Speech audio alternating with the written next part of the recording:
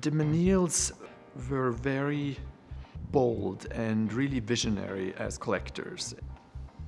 One of the things she said to Piano was to create a museum that was big inside and small outside.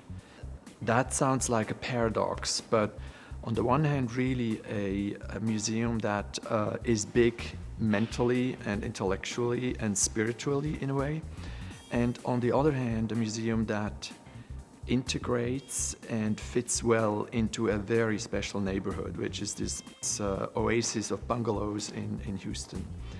What I do love is sort of the space before you even enter the museum, this portico thing, because it responds to the porches of the bungalows, which have a similar kind of function. One of the qualities this museum has, this building has, it elevates the art. It really presents it in the best possible way. And that's really a masterpiece in terms of architectural achievement. This breadth of dialogue that goes through the collection. I mean, you have Andy Warhol, some of the very best works, and then you have civil rights photography.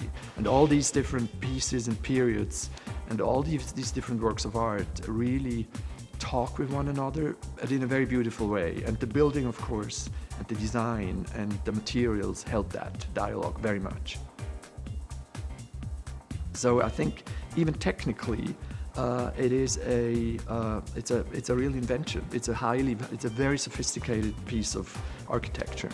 He created, with Peter Rice, they engineered these louvers, 40 feet long pieces of ferro cement, actually very heavy.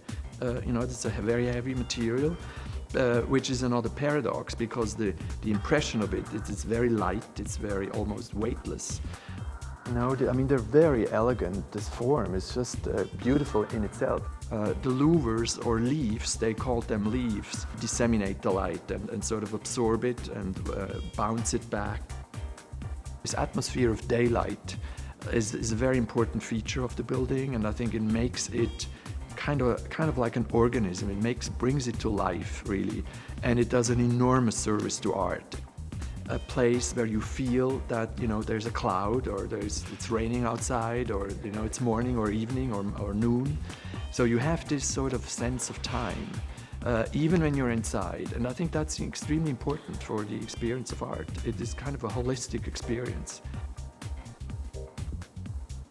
It's not just a great piece of architecture, it's also kind of an urban oasis where people can come together and use a building that is a very beautiful museum, but it's also a beautiful gathering place for even people who are not interested in art at all, but who use the parks and use this building as just a beautiful place to be.